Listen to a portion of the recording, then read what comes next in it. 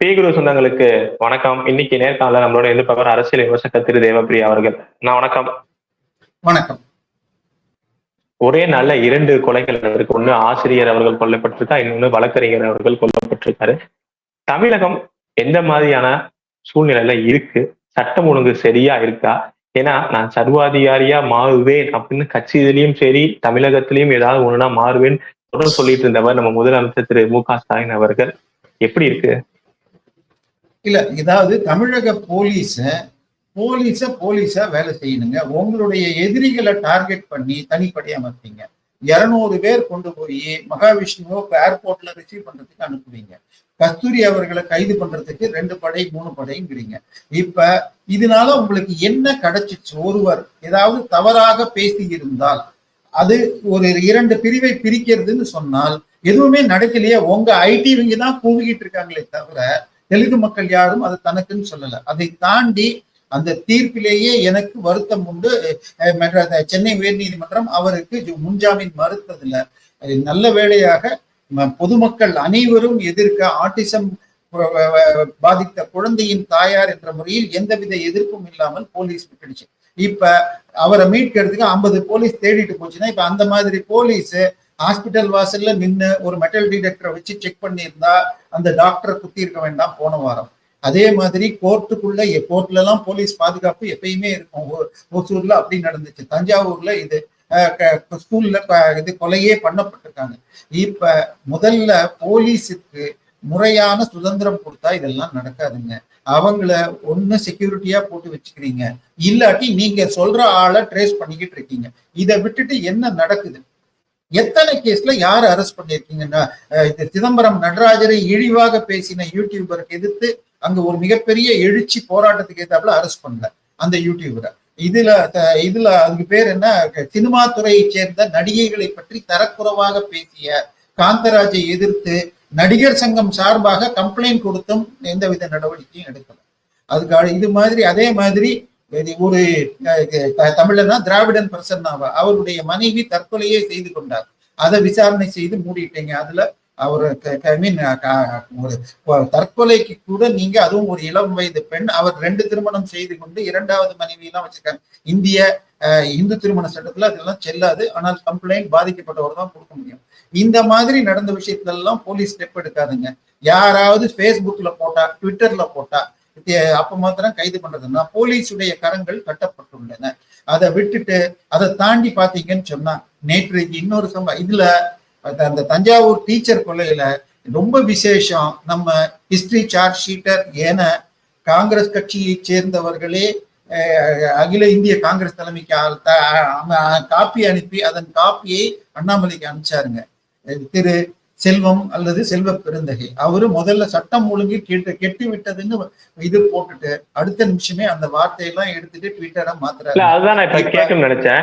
இன்னைக்கு அது அந்த விஷயம் நீங்க சொல்ற மாதிரி 2 கொலையும் கண்டிச்சு அவர் ஒரு பதிவு போடுறாரு. அதுல சட்டம் ஒழுங்கு சரியில்லை சொன்னோன்னே அதை நீக்கிறாரு. ஏன் அந்த அளவுக்கு? என்ன கூட்டணி கட்சி தவறு நடந்தா தவறு சுட்டி காட்டுறது தப்பு இல்லைல்ல, பட் அந்த அளவுக்கு நீக்கிற அளவுக்கு என்ன விஷயம் சார்? அவர் ஏதாவது சட்டம் ஒழுங்கை பாதுகாக்க வேண்டியது முதலமைச்சர் மற்றும் அமைச்சரவை, அவருடைய அதிகாரத்து பங்கு. ஆனா அவங்களுடைய மெயின் கவலை கூட்டணி கட்சிகள் முதலமைச்சர் பத்தி எதுவும் சொல்லிடக்கூடாது. அதனால இவருடைய ட்வீட்டை பார்த்து யாரோ ஒரு அதிகாரி போன் பண்ணி, ஐயா ஹிஸ்டரி சீட்டர் செல்வமே, தயவு செய்து உங்கள் பதிவு முதலமைச்சரை வருத்தம் செய்யும், மாற்றுங்கள் அப்படின்னா உள்ளேன் ஐயா அப்படின்னு சரண்டர் ஆயிடுறாங்க. ஏங்க ஒண்ணு இல்லைங்க, அம்ஜிகரையில ஒரு தொழிலதிபர் வீட்டுல 14 வயசு பெண் குழந்தை அடித்து துன்புறுத்தப்பட்டு சிகரெட்டால் சூடு வைக்கப்பட்டு அயன் பாக்ஸால் சூடு வைக்கப்பட்டு கொல்லப்பட்டார். அதுல அந்த பெண்ணை 14 வயசு பெண்ணை ஒரு அம்மா வேலைக்கு அனுப்புறாங்கன்னா இங்க இலவச கல்வி திட்டத்தால என்னங்க பயனு? +2 வரைக்கும் ரைட் டு எஜுகேஷன்ல கம்பல்சரியா எல்லாரையும் படிக்க வைக்கலாம். ஆனால் ஒரு தாயார், தலித் சமூகத்தை சேர்ந்த ஒரு தாயார் வேலைக்கு அனுப்புறாங்க. அதுல இங்க இருக்கிற ஒரு தொழிலதிபர் கொலை செய்கிறாங்க, 6 பேரை கைது பண்ணியிருக்காங்க. ஆனால் அந்த பாதிக்கப்பட்ட சார்பாக நம்ம கனிமொழி அம்மையார் எந்த ஒரு மெழுகுவர்த்தியும் எடுத்துட்டு போல. பாதிக்கப்பட்ட பெண் ஒரு பட்டியல் ஜாதி பெண்ணுங்கிறத பத்தி நம்ம திருமாவளவன் ஐயாவுக்கு கவலை கிடையாதுங்க. இன்னைக்கு உத்தரப்பிரதேசத்துல மைன்புரி என்பது அகிலேஷ் யாதவ் மற்றும் முலாயம் சிங் யாதவுடைய சொந்த மாவட்டம். அந்த மாவட்டத்துல நான் பிஜேபிக்கு ஓட்டு போடுபவள் என்றும் பல தோழிகளை பிஜேபிக்கு போடுங்கன்னு சொன்ன தலித் பெண்ணை கடத்தி கற்பழித்து கொலை செய்திருக்காங்க. இதை பத்தி யாராவது பேசுவாங்களா? என்னங்க, எந்த பாதிக்கப்பட்டவர் யார், பாதிக்கப்பட்ட தப்பு செய்தவர் எந்த ஜாதி அப்படின்னு தெரிஞ்சாதான் கண்டிப்பேன். அப்படின்னா என்ன பண்றது? தூத்துக்குடியில சல்மா இன்டர்நேஷனல் என்கிற பள்ளியில உங்களுக்கு இது ஒரு ஸ்போர்ட்ஸ் டீச்சர் வந்து இது மாணவிகளை கூட்டிட்டு போய் ட்ரிங்க்ஸ்ல கூல் ட்ரிங்க்ஸ் சொல்லி மதுவை குறித்து கற்பழித்துள்ளார். நியூஸை படிச்சீங்கன்னா அப்படிதான் இருக்கு. அன்றைக்கு மது கொடுக்க முயன்றார்னு வந்துச்சு. அதுக்கப்புறம் ஃபுல் ரிப்போர்ட்டை பார்த்தா அந்த கேஸ்ல அந்த பள்ளியுடைய தாளாளர் சையத் இப்ராஹிமும் அந்த பள்ளியுடைய ஹெட்மாஸ்டர் கிறிஸ்டியும் நெஞ்சு வலின்னு சொல்லிட்டு பெயில் வாங்கிக்கிட்டதாக செய்தி வருகிறது. இது போக்சோ வழக்குல எப்படி பெயில் கிடைக்கும்னு எனக்கு தெரியவில்லை. தமிழ்நாடு போலீஸ் கைகள் கட்டப்பட்டிருக்கு. இது பள்ளித்துறை அமைச்சர் என்ன பண்ணிக்கிட்டு இருக்காரு? ஒரு பள்ளியில ஒரு பள்ளி மாணவிகளை கூட்டிட்டு போய் ஆசிரியர் ஒருவர் ட்ரிங்க்ஸ்ல கூல் ட்ரிங்க்னு சொல்லி மதுவை கலந்து கொடுத்து பாலியல் வன்கொடுமை செய்திருக்காருன்னா அது அந்த அந்த பாதிப்பிற்கு போகல. அவருக்கு தன்னுடைய பையன் பிரெஞ்சு படிக்கிறான்னு வந்த உடனே அடுத்த நாளே மாத்தி 8வது சேர்ந்த உடனே மாத்திட்டாருன்னு இன்னைக்கு ஒரு ஃபேக் வீடியோ போட்டுக்கிட்டு இருக்காரு. ஏன்னா இது இன்றைக்கு முதல்ல நடக்கல. ஒரு சில ஆண்டுகள் முன்னாடி துக்ளக்ல இது அன்புமணி ராமதாஸுடைய மகள்கள் டெல்லியில ஹிந்தி தான் படிக்கிறாங்கன்னு வந்த உடனே ஒரு வாரத்துக்கு பதில் கொடுக்காம ஒரு தமிழ் டீச்சரை ஏற்பாடு பண்ணி பிரைவேட்டா படிக்கிறாங்கன்னு சொன்ன மாதிரி தன்னுடைய மகன் பிரெஞ்சு தான் படிக்கிறாங்கன்னு வெளியில வந்த உடனே இன்னைக்கு மாத்தி வீடியோ போடுறாங்க. இவங்களுடைய வேலை காட்சி, போட்டோ ஷூட்டு, இது உணர்ச்சியை தூண்டுறது. இதை தாண்டி எதுவும் கிடையாது. இதுதான் நடந்துட்டு. அதே மாதிரி கூட்டணி கட்சி நம்ம பார்த்திருப்போம். 6ஆம் தேதி அம்பேத்கர் அந்த விழால வந்து விஜய் அவர்களும் கலந்துப்பார். அது நான் முடிவு பண்ண அப்புறம் தான் திருமாவளவன் அவர்கள் வந்து சொல்றாரு விஜய் அவர்கள் கலந்துப்பாங்க, அப்புறம் தான் தெரியும்னு. பட் இன்னைக்கு செய்தி வருது அந்த நிகழ்ச்சியில திருமாவளவன் அவர்கள் கலந்துக்கல அப்படின்னு சொல்லிட்டு. நம்ம தொடர்ந்து பார்த்துப்போம் விஜய் அவர்கள் அந்த மாநாட்டுல வந்து ஆட்சி அதிகாரத்துல பங்குங்கிறதுல இருந்தே விசிகாவுக்கு வந்து ஒரு மோதல் ஏற்பட்டது. இன்னைக்கு அவர் கலந்துக்கல அப்படிங்கிறது இது என்ன காமிக்குது? ஐயா, அதாவது ஆளும் கட்சியோடு கூட்டணி இருந்தால் உங்களுக்கு பல்வேறு விதத்தில் மாதா மாதம் மாசப்படி வரும். சரியா? கேரளால மாசப்படினா ரொம்ப ஃபேமஸ். பினராயி விஜயன் மகள் மாதா மாதம் 1,72,000 ரூபாய் என பல மாதங்கள் ஒரு கனிம நிறுவனத்திலிருந்து லஞ்சம் வாங்கினார் என்று விசாரணை நடந்து கொண்டு வருகிறது. அது மாதிரி எதிர்கட்சிகள் சம்பாதிக்கிறதுக்கு இந்த ஆட்சி வளம் செய்கிறது. அப்படி இருக்கிறப்ப அந்த நிதி பாதிக்கலாம். இன்னொன்னு, திமுக மிக தெளிவாக கட்சிகளை வளைச்சு வச்சிருக்கு. இன்னைக்கு விசிகால போன தேர்தல்ல ரவிக்குமார் அவர்கள் உதயசூரியன்ல நின்று ஜெயிச்ச எம்பி. இந்த முறை மாறிடுச்சு. அவர்களுடைய கட்சி எம்எல்ஏக்கள் எல்லாரும் பெரும்பாலானவர்கள் உதயசூரியன்ல நின்னாங்க 2021. இப்ப விஜய் இவர் வந்து இந்த திருமாவளவன் ஏதாவது ஒண்ணு செஞ்சாருனால் அடுத்த நிமிடம் ரவிக்குமார், வன்னியரசு, ஆளூர் சானிவாஸ் போன்றவர்கள் உடனடியாக திமுகவுக்கு போயிடுவாங்களோன்னு பயப்படுகிறார்கள். அதனால இவர்கள் இப்படி பயந்து பயந்து தினந்தோறும் நான் உள்ளேன் ஐயா, ஆஜரையான்னு சொல்றாங்க. இது விகடன் பத்திரிகை நடத்தும் நிகழ்ச்சி. இது ஒரு வருடத்திற்கு முன்பே தீர்மானிக்கப்பட்டதுன்னா, இப்ப ஒண்ணு இல்ல, யூடியூப் சேனலுக்கு நான் போறேங்க. அங்க போறப்ப என் சிந்தனைக்கு எதிரான சிந்தனைகள் கொண்ட பல நண்பர்களை பார்த்திருக்கேன். தடா ரஹீமை பார்த்திருக்கேன், ஏர்போர்ட் முக்தி, இது மாதிரி பல்வேறு ராவுத்தர் இப்ராஹிம் இவர்களை சந்தித்திருக்கேன்.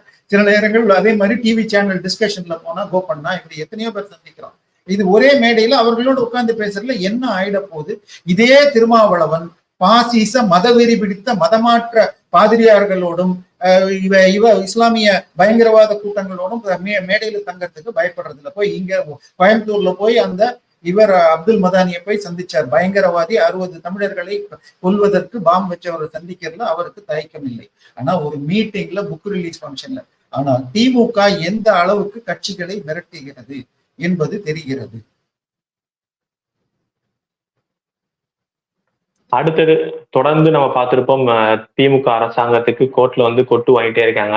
அது அண்ணா நகர் அந்த பால் சிறுமிக்கு நடந்த கொடூரமா இருக்கட்டும், அதுக்கு எஸ்ஐடி ஃபார்ம் பண்ண சொல்லி கோர்ட்ல கொட்டு வாங்கினாங்க. அறநிலையத்துறை சார்பில் கோர்ட்ல. இப்ப கள்ளக்குறிச்சி அந்த விவகாரத்துல இதே இது சிபிஐக்கு விசாரணைக்கு மாற்றிருக்கு உயர்நீதிமன்றம். என்ன மாதிரியான விஷயங்கள் கோர்ட்ல இந்த கள்ளக்குறிச்சி விஷயத்துல இதனாலதான் நாங்க சிபிஐக்கு மாற்றோம்னு சொல்லிட்டு என்னென்ன காரணங்கள் வந்து கோர்ட் சொல்லியிருக்கு? சார் கோர்ட்டு காரணமே சொல்ல வேண்டாங்க. அதுக்கு ஒரு வருஷம் முன்னாடி மரக்காணத்துல 22 பேர் செத்தாங்க. செத்து போனவங்களுக்கு 10 லட்சம் கொடுத்தாங்களே தவிர அந்த குற்றவாளிய குண்டர் சட்டத்திலயாவது போட்டாங்களா? டிவி சேனல்ல யூடியூப்ல வந்து பேசுறவங்கள குண்டர் சட்டத்துல போடுவாங்க. ஆனால் சாராயம் விற்கிறவனை சாதாரண பெட்டி இது சின்ன சின்ன இதுல டிவிஷன்ல போட்டு 30 நாள் இல்ல 60 நாள்ல பெயில் வாங்கிட்டு வந்துடுறாங்க.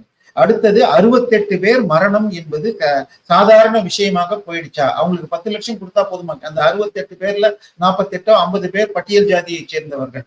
அப்படி இருக்கிறப்ப எதுவுமே பண்ணல. அடுத்தது அங்கே சாராயம் காய்ச்சுபவர்கள் எல்லாம் திமுகவின் எம்எல்ஏக்களுக்கு நெருக்கமானவர்கள்.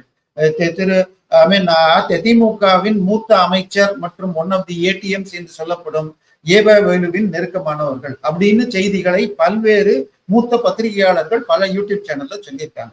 இப்ப இந்த ஆட்சியில சட்டம் ஒழுங்கு சீரழிஞ்சிருக்கு அப்படின்னு சொன்ன உடனே ஆர்.எஸ். பாரதி ஒரு பெரிய பட்டியல் எடுத்துக்கிட்டு போன ஆட்சியில இவ்வளவு நடந்திருக்கின்றார். ஆனால் கடைசியாக உங்களுக்கு சாராய மரணம் என்பது எப்பொழுது நடந்தது? திமுக ஆட்சியில நடந்ததுக்கு பிறகு கடந்த 10 வருடம் அதிமுக ஆட்சியில ஒண்ணுமே நடக்கலைங்க.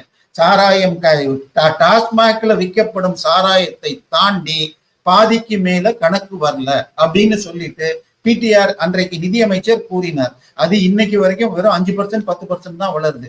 சோ டாஸ்மாக் கணக்கும் சரியா இல்ல. அதை தவிர திமுக காரர்கள் உங்களுக்கு இதை விற்கிறாங்க. இதுல பல முறை கண்டிச்சும் இது நடக்கல, சிபிஐக்கு போயிருக்காங்க. இதோட நீங்க ஒண்ணு சொல்லிட்டு அப்படியே கடந்து போயிட்டீங்க. இதுல வந்து பாபுராயன்பேட்டைங்கிற கோயிலுங்க, நம்ம திண்டிவனம் பக்கத்துல வலது பக்கம் போகுது. அந்த கோவில் 20 ஏக்கரில் அமைந்துள்ள விஜய வரதராஜ பெருமாள் கோவில். அதற்கு பூலோக வைகுண்டம்னு பேருங்க. அந்த கோயில்ல எல்லா சந்நிதிகளும் இடிஞ்சு பாழடைஞ்சு கிடக்கு. ஒரு அம்பாள் சன்னதி மட்டும் குறைவாக பாதிக்கப்பட்டிருக்கு. அதுலேயே பெருமாள் சிலையை வச்சு சங்கர மடத்திலிருந்து வந்து ஒருவர் ஒருவேளை பூஜை செய்கிறார். அந்த கோயிலுக்கு அந்த பாபுராயன்பேட்டையில 600 ஏக்கர் நிலம் இருக்கிறது. அந்த கோயிலுக்கு பரம்பரை அரங்கர் தான் ஒருத்தர் இருந்தாருங்க. அவர் மெட்ராஸ்லயே இருந்துட்டு ரொம்ப கவனிக்கல.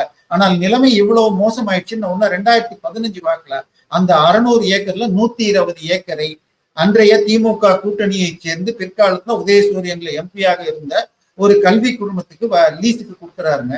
அது கொடுத்த உடனே ஹெச்ஆர்என்சி உள்ள போய் குடுங்கிடுச்சு. நீங்க என் பர்மிஷன் இல்லாம எப்படி ஏலத்துக்கு விடலாம் அப்படின்னு சொல்லிட்டு அதை எதிர்த்து அந்த வழக்கு இன்னைக்கு வரைக்கும் நடந்துட்டு இருக்குது.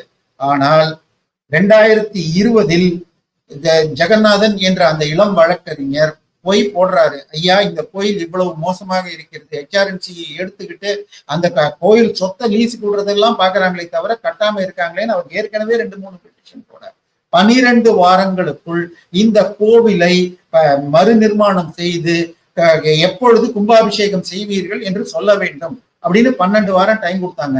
2 வருஷம் கழிச்சு திரு ஜெகநாதன் அவர்கள் கண்டெம்ட் பெட்டிஷன் போடுறார். நீங்க 12 வாரத்துக்குள்ள மறுநிர்மாண பிளான் கும்பாபிஷேகம் டேட் இது வரைக்கும் மறுநிர்மாண பிளான் செய்யப்படல. இப்ப முந்தா நேற்று கேஸுக்கு போனப்ப நீங்கள் இப்படித்தான் வேலை செய்வீர்கள் என்றால் ஹெச்ஆர்என்சி கமிஷனரை நாங்கள் வெளியில் அனுப்பிட்டு வேற ஒருத்தரை போடலாமாங்கிற அளவுக்கு பேசியிருக்காங்க.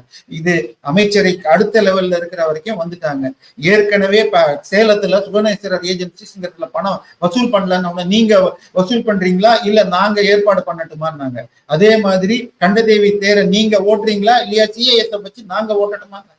இது மாதிரி எத்தனை முறை கண்டனம் வாங்கினாலும் இதையெல்லாம் எந்த வெக்கமான இல்லாம எல்லா ஹெச்ஆர்என்சி கேஸ்லயும் நாங்க ஜெயிச்சிட்டோம்னு திரு ஸ்டாலின் பேசுவார். நேற்றைக்கு ஸ்டாலின் ஒரு ட்வீட் போடுறார், இன்று நீதி கட்சி துவங்கிய நாள், நீதி கட்சி ப்ரொபோர்ஷனல் ரெப்ரசன்டேஷன் கொடுப்பதை வரவேற்கிறது அப்படிங்கிறார். என்னங்க ப்ரொபோர்ஷனல் ரெப்ரசன்டேஷன்? இவருடைய அமைச்சரவையில முதலமைச்சரும் உதவி முதலமைச்சரும் ஒரே ஜாதியை சேர்ந்தவர்கள். ஆனால் அந்த ஜாதி தமிழகத்தில் 10,000 குடும்பம் கூட கிடையாதுங்க. அதே ஜாதியை சேர்ந்தவர்கள் தான் உங்களுக்கு இதுல பார்லிமெண்டரி போர்டு தலைவராக இருக்காங்க. மத்திய சென்னையுடைய வேட்பாளர், அதை 2 எம்பி 2 முக்கியமான அமைச்சர்கள் ஒரே ஜாதி. அவர்கள் தமிழ்நாட்டை தமிழை தாய்மொழியாக கொள்ளாதவர்கள். இது என்ன ப்ரொபோர்ஷனல் ரெப்ரசன்டேஷன்? திமுக சார்பாக 2019 தேர்தலாக இருக்கட்டும் 2024 தேர்தல் ஒரு எம்பி கூட இஸ்லாமியர் ஒருவர் கூட நிறுத்தப்படவில்லை. இது வந்து இது எந்த விதத்துல இந்த ரெப்ரசன்டேஷன்? இது அடுத்தது தலித் மக்களுக்கு உரிமை கொடுத்துட்டாங்களாங்க. எங்க தலித் மக்களுக்கு உரிமை கொடுத்தாரா? ஈவேரா அவங்களா? ஈவேரா 44 பட்டியல் ஜாதி பெண்கள் குழந்தைகள் உயிரோடு எரிக்கப்பட்ட போது கீழவன்மணிக்கு கொடுத்த அறிக்கையில அது ஏன் எரிக்கப்பட்டது அந்த காரணத்துக்கு ஆதரவா சொல்லல. காங்கிரஸ் கட்சியை தவிர மத்த கட்சி ஒழியணும், கம்யூனிஸ்டுகளை பேன் பண்ணணும், தொழிலாளர்கள் கொடுக்குற சம்பளத்தை வாங்கிக்கணும், இப்படித்தாங்க எழுதினாரு. அடுத்தது இவருடைய கட்சி என்னைக்காவது சமத்துவத்தை பார்த்திருக்காங்க? அண்ணாதுரை 1967 பதவி ஏற்றப்ப மொத்தம் 8 பேர் அமைச்சருங்க. அதுல 5 பேர் அண்ணாதுரையுடைய முதலியார் கட்சியை சேர்ந்தவங்க. ஒரு முக்குளத்தை சேர்ந்த ஒரு பிரிவு கூட கொடுக்கல. சத்தியவாணி முற்று மற்றும் பட்டியல் ஜாதியை சேர்ந்தவர். ஆனால் கருணாநிதி ஆட்சி வந்த பிறகு அவருக்கு பூஜா தூக்கவில்லை என்று அவரை மிகவும் கேவலமாக தாக்கி இழிவு செய்ய அவர் எம்ஜிஆரோடு சேர்ந்து இதைவற்றை முழுவதும் பதிவு செஞ்சிருக்கார். சோ பட்டியல் ஜாதிக்கு எதிரானவர். ஒண்ணும் இல்ல, ஆண்டிமுத்து ராசாவை அவருடைய சொந்த ஊர்ல இன்னைக்கு வரைக்கும் போட்டி போட விடாம நீலகிரிக்கு அனுப்பிச்சிட்டு இருக்கீங்க. எதற்காக? கனிமொழி அம்மையார் மெட்ராஸ்ல போட்டி போடாம இங்க இருந்து இதுக்கு ஓடுறாங்க. மெட்ராஸ்ல 3 பேரு எம்பிங்க. 3 பேருமே யார்? 3 பேர்ல ஒருத்தர் கூட ஒரு மதிப்பு மிக்க பாலிட்டிஷியன் சொல்ல முடியுமா? 3 பேருமே அங்கே இருப்பதற்கு காரணம் அப்பா தாத்தா பாட்டி கட்சியில தயாநிதி மாறன் அவர்கள் இருக்காங்க. எப்படி சொல்றீங்க? அதாங்க, தயாநிதி மாறன் ஆகட்டும், தமிழச்சி தங்கபாண்டியனாக இருக்கட்டும், கலாநிதி வீராசாமி ஆகட்டும், மூவருக்கும் அந்த பின்னாடி இருக்கிற மாறன், வீராசாமி மற்றும் தங்கபாண்டியன் அந்த பேருக்காக மட்டுமே தான் கிடைக்கிறதே தவிர இவர்கள் 3 பேரும் இந்தியை தாய்மொழியாக தெலுங்கை தாய்மொழியாக கொண்டவர்கள். தயாநிதி மாறன் முரசொலி மாறன் இறந்த பிறகு அந்த சீட்டுக்கு திமுக யாரை நிக்க வைக்கிறது அப்படின்னு வேட்புமனு கேட்கிறப்ப மேயர் சிட்டிபாபுவின் மகன் சீட்டு கேட்டார். ஆனா அவருக்கு கொடுக்கல. மேயர் சிட்டிபாபு யாருன்னு சொன்னால் மீசா காலத்தில் பல திமுக தலைவர்கள் கைது செய்திருந்தார்கள். அதே நேரத்துல ஸ்டாலின் மீது பல்வேறு சட்டம் ஒழுங்கு பிரச்சனை வழக்கிலும் அவர் கைது செய்யப்பட ஸ்டாலினை அங்கிருந்த போலீஸ் இன்ஸ்பெக்டர் தாக்கும் பொழுது அந்த அடிகளை தன் மீது வாங்கி கொண்டு அதில் உயிர் விட்டவர் சிட்டிபாபு. அவருடைய மகனுக்கு சீட்டு கொடுக்கல. இது ஏன்னு சொல்லி கட்சியில கேட்டப்ப கருணாநிதி சொன்னது, நம்ம தயாநிதி மாறன் ஐயாவுக்கு ஹிந்தி தெரியும், பார்லிமெண்ட்ல போய் பழகணும்னா ஹிந்தி பேசணும்னாரு. இங்க இருக்கிறவன் ஹிந்தி பேசக்கூடாது, ஆனால் அவர்கள் வீட்டு மகன்கள் ஹிந்தி பேசணும். அடுத்தது நம்ம கலாநிதி வீராசாமி ஐயா என்ன பண்ணாரு? ஆந்திரால போய் கோயம்புத்தூர் வளர்றதுக்கு தமிழெல்லாம் காரணம் இல்லைங்க, நம்ம கம்மவார் நாயுடு தான் காரணம் அப்படின்னு அங்க போய் மாట్లాடுறாரு. இதுதாங்க நிலைமை. தமிழனின் உயர்றதுக்கு தமிழன் காரணம் இல்லையாங்க. இந்த மாதிரி ஜாதி சங்க கூட்டங்களில் கலந்து கொண்டு தங்கள் ஜாதி வெறியை வளர்த்து கொண்டிருக்கிறதுக்கு பேரு சமூக நீதினா அதுதாங்க நீதி கட்சி. நீதி கட்சியை பத்தி வேற யாரும் சொல்ல வேணாம். தேவநேய பாவாடர் கூர்னது சொன்னா போதும். தமிழர்கள் அல்லாத மூத்த பெருந்தனக்காரர்கள் கிறிஸ்தவ பிரிட்டிஷ் ஆட்சிக்கு சாமரம் வீசிக்கொண்டு ஆட்சி செய்ததனால் மக்கள் அவர்களை வெறுத்தார்கள். நாங்க இன்னைக்கு அதான் நிலைமை. இன்னைக்கு வரைக்கும் திமுக என்னைக்குமே தனியாக 30% ஓட்டு வாங்கலைங்க. 2014 ஜெயலலிதா தனியாக நின்று ஜெயித்து காட்டினார். பார்லிமெண்ட்ல 16ல அசம்பிளிலையும் ஜெயிச்சு காட்டினார். 14ல திமுக வாங்கின ஓட்டு 20% குறைஞ்சு போச்சு. அதனால இந்த எலெக்ஷன்ல 23% தான் வாங்கியிருக்காங்க. சோ என்னைக்குமே தனியாக அவர்கள் 30% ஓட்டை கூட வாங்கல. தமிழர்களின் மைனாரிட்டி ஓட்டை வாங்கிக்கிட்டு அவர்கள் தமிழ் பற்று இந்தி வெறுப்பு போன்ற உணர்ச்சியை தூண்டி மக்கள் பணத்தை கொள்ளையடிச்சிட்டு இருக்காங்கிறது தான் மக்களுடைய வருத்தமாக இருக்கு. அடுத்தது காணொல இறுதியான கேள்வி. நீங்க நீதி கட்சி இந்த ஜாதியை பத்தி பேசினாதான் இப்ப கஸ்தூரி அவர்கள் கைது செய்யப்பட்டதுக்கு என்னன்னா தெலுங்கு மக்களை அவர்கள் மனச புண்படுத்துற மாதிரி பேசினதுக்காக அவங்க வருத்தமே தெரிவிச்சாலும் அவங்க தெலுங்கு மக்களும் ஒட்டுமொத்தமா சொல்லல. இருந்தாலும் அதுதான் கைது செய்யப்பட்டாங்க. இப்ப சமூக வலைத்தளங்கள்ல தீகா தொண்டரான திரு ஓவியா அவர்களோட ஸ்பீச் வைரல் ஆகிட்டு இருக்கு. அவங்க சொல்வது உண்மையா? இதற்கு நடவடிக்கை எடுக்கப்படுமா? இல்ல, அந்த பர்டிகுலர் எந்த புராணத்தை சொல்றாங்கன்னு நீங்க பார்க்கணும். அதற்கு கரெக்டான அர்த்தம் வேணும். வேற எதுவுமே வேண்டாங்க. மனுஸ்மிருதியை ஏன் எரிக்க வேண்டும்னு சொல்லிட்டு ஈவே ராமசாமியார் 1926 ஒரு புக் போட்டாருங்க. அதுல மனுஸ்மிருதியில இருந்து 28 கொட்டேஷனை எடுத்து போட்டு இந்த சட்டம் எல்லாம் இப்படி இருக்குன்னார். அந்த 28மே அவர் சொன்ன அர்த்தத்தில் அவற்றில் இல்லை. அதை எல்லாமே ஈவே ராமசாமியார் திராவிட புரட்டு செய்தார் அப்படின்னு சொல்லி நம்ம நண்பர் திரு எஸ் ராகவேந்திரன் அவர்கள் ஒரு புத்தகம் போட்டார். இன்னைக்கு வரைக்கும் பதில் போடல. அந்த புத்தகத்தை விஜயபாரதம் வெளியிட 10 காப்பியோ என்னமோ பெரியார் திராவிட கழகத்தினரே வந்து வாங்கிட்டு போனாங்களா. ஆனா இன்னைக்கு வரைக்கும் அவங்க பதில் கொடுக்கல. இப்ப ஒன்னே ஒண்ணுங்க, வேற யாரும் வேணாங்க, திருமாவளவன் ஒரு புத்தகத்தை மனுஸ்மிருதிய பிரிண்ட் அடிச்சு காப்பி கொடுத்தாரு. அப்ப மனுஸ்மிருதி படி அனைத்து பெண்களும் அவன் தாசிகள் அப்படின்னா அந்த அவங்க சொல்ற வார்த்தையை நான் சொல்ல விரும்பல அப்படின்னு சொன்னாங்க. இத உடனே எங்க இருக்கு மனுஸ்மிருதியில காட்டுங்க அப்படின்னு கேட்ட உடனே இல்ல இல்ல இது என்னுடைய இன்ஃபரன்ஸ் அப்படின்னாரு. மனுஸ்மிருதியிலயோ புராணங்கள்லயோ அப்படி இல்லைங்க. ஆனால் திராவிடர்கள்னா என்னங்க? திராவிடர்கள் என்பதை விட திராவிடியர்கள் என்று சொல்றதுதான் ஆரியன், திராவிடியன்கிறதா இங்கிலீஷ் வார்த்தை. திராவிடியன் என்று சொன்னால் அவர்கள் ஊழல் செய்து அதற்காக ஜெயில் போனால் முதல் குடும்பத்தை காப்பாற்றினா தியாகிகள். திராவிட தியாகிகள் என்றால் ஊழல் செய்து ஜெயிலுக்கு போனா கூட முதல் குடும்பத்தை அது அப்படி இருந்தா உறுதி அப்படின்ட்டாரு. இனிமே தியாகி, தீரர் என்ற பெயரெல்லாம் செந்தில் பாலாஜிக்கு கொடுத்தது. சோ ஊழல் செய்யறவங்க. நான் சொல்றது ஈவே ராமசாமியார் பேசினது சரின்னு சொன்னால் திரு ஜவஹர்லால் நேரு அவர்கள் ஏன் இந்த பைத்தியக்காரனை இன்னும் வெளியில வைத்திருக்கிறீர்கள் அப்படின்னு காமராஜர் அவர்களுக்கு லெட்டர் எழுதினாரா இல்லையா? அதற்கு பிறகு அவருக்கு வழக்கு போட்டு அவர் ஜெயில் தண்டனை பெற்றாரா இல்லையா 1957? அதுக்கப்புறம் 58 உச்ச நீதிமன்ற வழக்கில் ஈவே ராமசாமியார் பேச்சும் செயலும் to put it lightly is madness, மென்மையாக சொல்வது என்றால் மடத்தனமானவை அல்லது மூடத்தனமானவை என்பது உச்ச நீதிமன்ற தீர்ப்பு. இன்னைக்கும் அதே வேலையை செஞ்சுட்டு இருக்காங்க. நீங்க சொல்றீங்க கஸ்தூரியை கைது பண்ணாங்கன்னா யாரெல்லாம் இந்து மதத்திற்கு விரோதமாக பேசுறாங்களோ அவங்களெல்லாம் ஏங்க கைது பண்ணல? இன்னொன்னு கம்ப்ளைண்ட் கொடுத்ததுக்கு பிறகு இப்ப இவங்க பேர்ல திமுக ஐடி விங்காரங்களே கம்ப்ளைண்ட் கொடுத்துட்டு பண்ணிப்பாங்க. ஆனால் நடிகர் சங்கம் காந்தராஜ் மீதுல கேஸ் கொடுத்தது. நடிகர் சங்க நடிகைகள் சார்பாக அதன் தலைவியான ஹேமா கமிட்டி தலைவரான நடிகை ரோகிணி போய் கம்ப்ளைண்ட் கொடுக்குறாங்க. திரு ஏ ராஜா, ஆண்டிமுத்து ராஜா அவர்கள் இதுல சனாதன ஒழிப்பு மாநாட்டுல பேசினது எதிர்த்து உடல் ஊனமுற்றோர் சங்கம் போய் அவர் எங்களை இழிவு செய்து கொடுத்தாங்க. இது நடராஜர சுவாமியை இழிவு செய்து யூடியூப் ரூட்டர்ஸ் பேசினதுக்கு எதிர்த்து அவர்கள் கம்ப்ளைண்ட் கொடுத்து இத சிதம்பரத்துல ஒரு போராட்டமே செய்தார்கள். அதுக்கு என்னங்க பண்ணீங்க? இது மாதிரி எத்தனையோ விஷயங்கள்ல நீங்க தூங்குவீங்க. பிஜேபி ஆதரவு யாராவது இந்து மதத்திற்கு திருவள்ளுவர் போற்றும் சனாதனத்தை பேசினால் கைது செய்வேன் அப்படிங்கிறது இதற்கு பேரு அரச பயங்கரவாதம். இதை தாண்டி இன்னொன்னு எடுத்துக்கங்க. இது அந்த பழனி மீட்டிங்ல இருக்கட்டும். பழனி மீட்டிங்ல ஒரு தீர்மானம், இந்து சமய அறநிலைத்துறை நடத்தும் பள்ளிகளில் சமய வகுப்புகள் நடத்துவாங்க. அதுக்கப்புறம் இப்ப சூரசம்ஹார போது கந்த சஷ்டி கவசம் பாட வச்சு இப்ப நடத்தினதை எதிர்த்து மதவெறி பிடித்து பாசிஸ்டுகளாக கம்யூனிஸ்டுகளும் விடுதலை சிறுத்தைகளும் ஈவேராய் சத்தியங்களும் எதிர்த்தாங்க.